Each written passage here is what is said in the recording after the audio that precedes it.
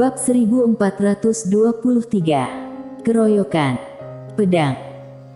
Mendengar kata-kata Dizun, pria paruh baya itu melihat ke pedang eter di tangan Mileye. Setelah melihat pedang eter, dia menggelengkan kepala sambil tersenyum. Walaupun pedang ini lumayan, tapi hanya begitu saja.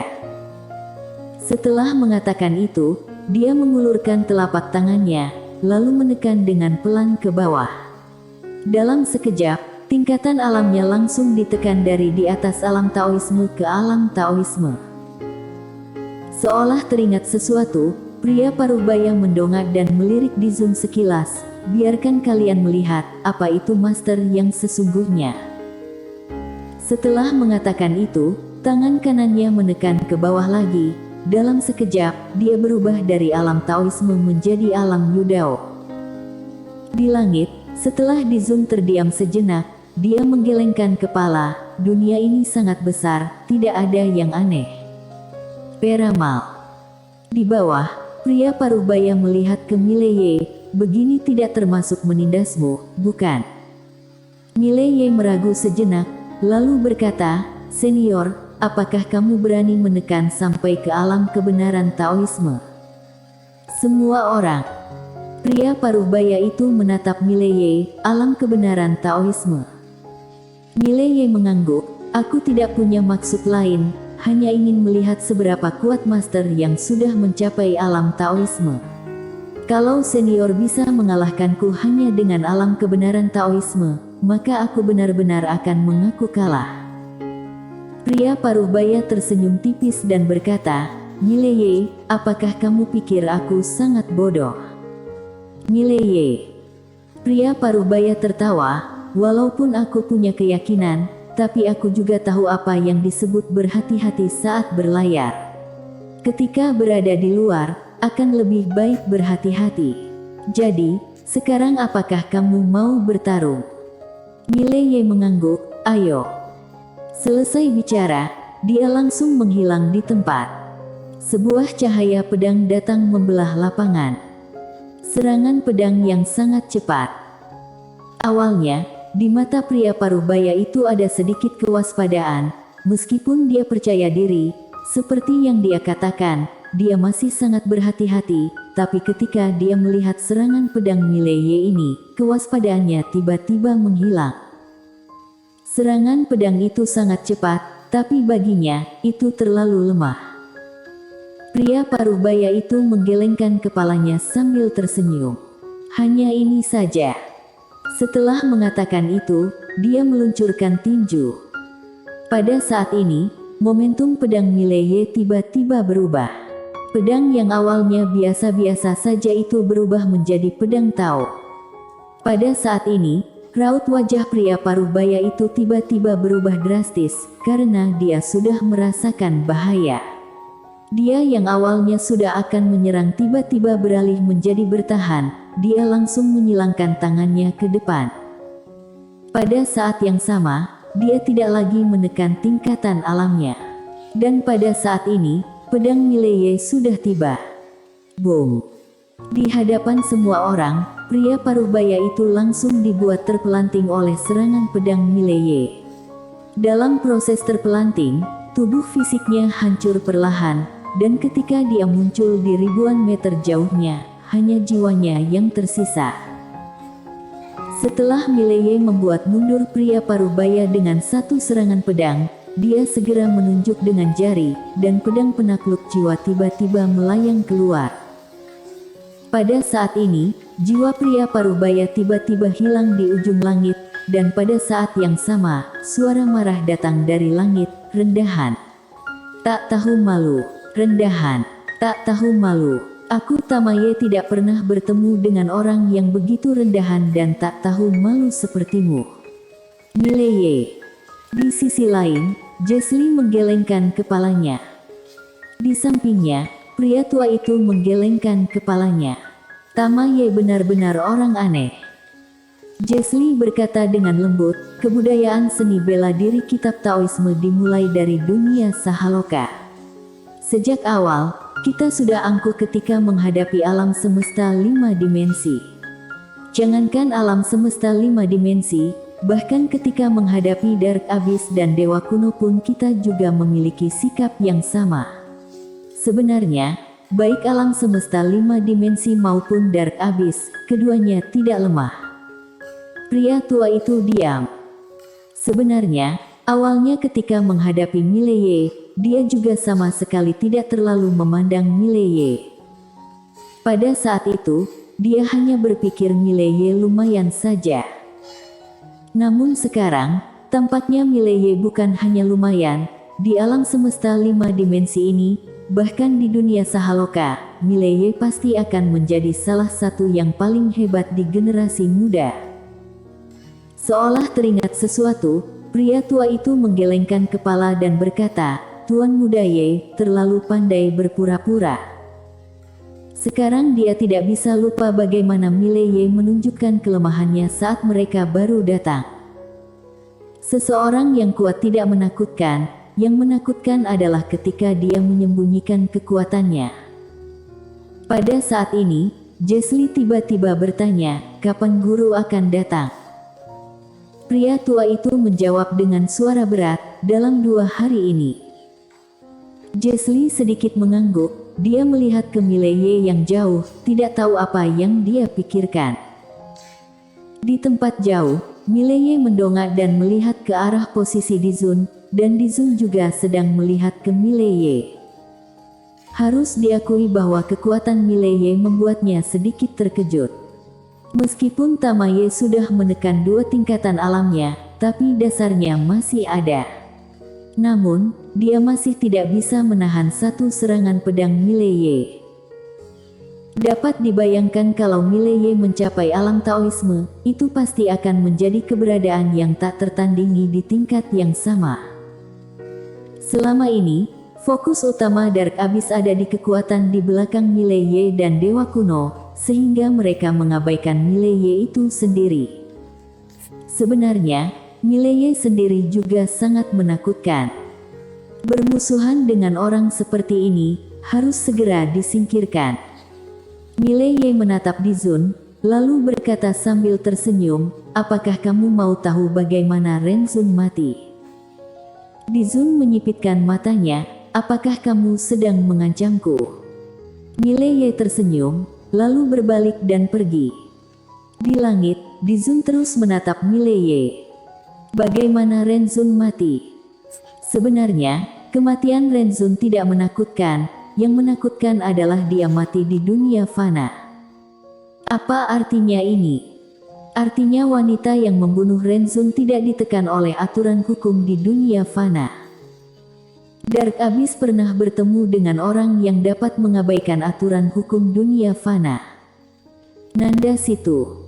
Saat itu wanita itu membuat Dark Abyss mengalami kerugian yang parah.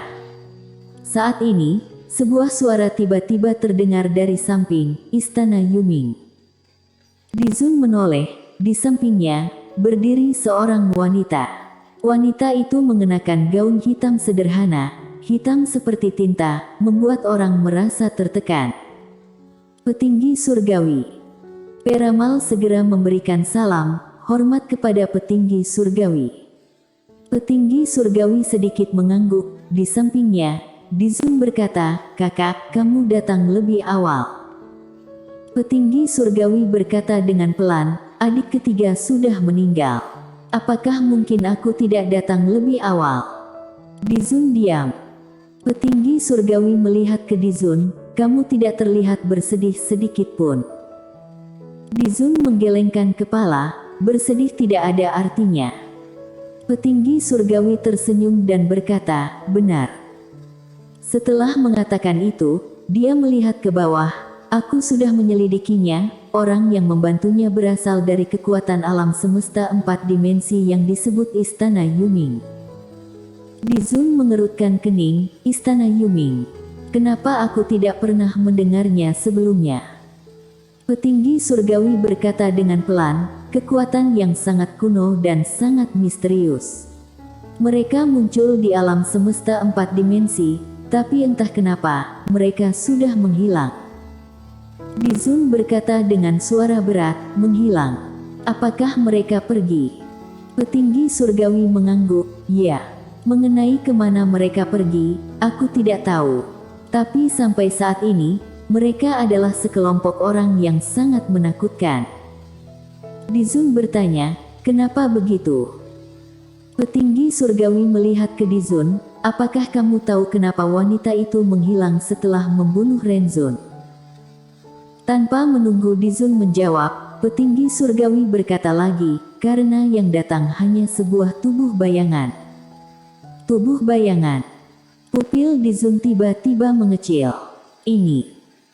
Petinggi surgawi tersenyum dan berkata, sebuah tubuh bayangan tidak memandang aturan hukum kebenaran agung dunia fana dan membunuh Renzun. Apakah kamu merasa hal ini sangat tidak bisa dipercaya? Dizun berkata dengan suara berat, ini terlalu mengerikan. Petinggi surgawi berkata dengan pelan, ada yang lebih mengerikan. Dizun melihat ke petinggi surgawi, apa itu? Petinggi surgawi melihat ke bawah, dia bertemu dengan naga spirit Snacha, dan sejauh yang aku ketahui, ketua klan terakhir dari klan naga Nacha itu ditekan di dunia kegelapan oleh seseorang. Aku pernah pergi ke dunia kegelapan, dan ketua klan itu sudah tewas. Ini berarti orang yang kuat itu sudah bertindak. Tapi, Mileye membawa cucu ketua klan itu pergi dari dunia kegelapan. Ada dua kemungkinan.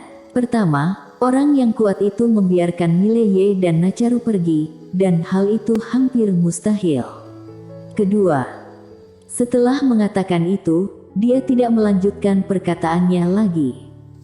Dizun berkata dengan suara berat, kedua, orang di belakang Mileye telah bertindak untuk membantu Mileye dan Nacharu. Petinggi surgawi mengangguk, ya. Kalau benar ada orang yang membantunya, kita harus menilai ulang kekuatan di belakangnya. Dizun tiba-tiba bertanya, kakak, apakah kamu tahu wanita bergaun polos itu? Petinggi surgawi diam. Dizun mengerutkan kening, kenapa? Petinggi surgawi berkata dengan pelan, misterius, dan sangat kuat. Dizun bertanya, seberapa kuat? Petinggi surgawi tersenyum tipis dan berkata, apakah kamu tahu kenapa Dewa Kuno begitu membantu Mileye? Dizun berkata dengan suara berat, karena wanita bergaun polos itu. Petinggi surgawi mengangguk, menurut pemeriksaanku, wanita bergaun polos pernah mengunjungi Dewa Kuno, tapi aku tidak tahu apa yang terjadi di sana. Namun yang pasti, Dewa Kuno begitu melindungi Mileye, bahkan Suze sendiri pun turun tangan, itu pasti ada kaitannya dengan wanita bergaun polos. Dan yang bisa membuat Dewa Kuno begitu berusaha keras melindungi Mileye, kalau bukan wanita bergaun polos melakukan kesepakatan dengan mereka, atau mereka ingin memiliki hubungan baik dengan wanita bergaun polos. Kalau yang terakhir, itu berarti, kekuatan wanita bergaun polos lebih kuat dari yang kita bayangkan. Dizun diam dan tidak mengatakan apa-apa, raut wajahnya serius. Petinggi surgawi berkata lagi, ada satu hal lagi, yaitu Mileye menelan darah klan Naga Nacha. Tubuh fisiknya memiliki kekuatan klan Naga Nacha. Darah klan Naga Nacha sangat kuat dan mendominasi, jangankan di antara umat manusia, bahkan di antara monster pun, itu adalah yang terkuat di puncak piramida. Tapi Mileye bisa menelan darah mereka. Ini berarti kekuatan garis darahnya berada di atas klan Naga Nacha, atau bahkan jauh melebihi klan Naga Nacha. Kita sama sekali tidak tahu asal-usul kekuatan garis darahnya. Dizun menggelengkan kepala, orang ini terlalu misterius. Petinggi surgawi menatap ke bawah dan berkata, setelah Leoni Zhao yang merupakan leluhur dari Daoting bertemu dengannya, dia menjadikannya sebagai Master Tao. Ada dua alasan, pertama adalah menyukai Mileye, tentu saja dia memang lumayan, orang yang sangat berbakat dan jarang ditemui. Tapi aku rasa, Leoni Zhao pasti tidak hanya memilihnya untuk menjadi Master Tao karena alasan ini, selain itu, dia juga memberinya stempel Dao. Dizun berkata dengan suara berat, kekuatan di belakangnya. Petinggi surgawi mengangguk, pasti karena itu. Selain itu, orang ini juga memiliki hubungan dengan Nanda Situ. Orang di belakangnya, pasti ada kekuatan yang sangat misterius dan sangat kuat. Dan orang-orang ini mungkin bukan orang-orang dalam dunia kita. Dizun mengerutkan kening, apakah kita punya peluang menang?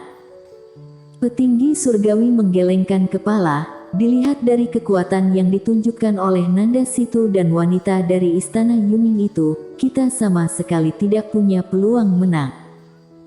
Dizun berkata dengan suara berat, apakah kita harus menyerah? Petinggi surgawi tersenyum dan berkata, tidak. Dizun mengerutkan kening, kenapa?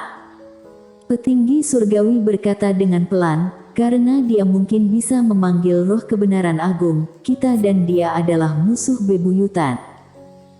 Setelah mengatakan itu, dia tersenyum tipis dan berkata, kita juga bukan sama sekali tidak memiliki peluang menang. Kita harus memainkan permainan ini dengan baik. Bagaimanapun sekarang orang-orang yang ingin mendapatkan kitab Taoisme yang ada di tangannya benar-benar sangat banyak. Kalau Dark Abyss menghadapinya sendirian, memang tidak memiliki peluang besar untuk menang, tapi kenapa kita harus menghadapinya sendirian?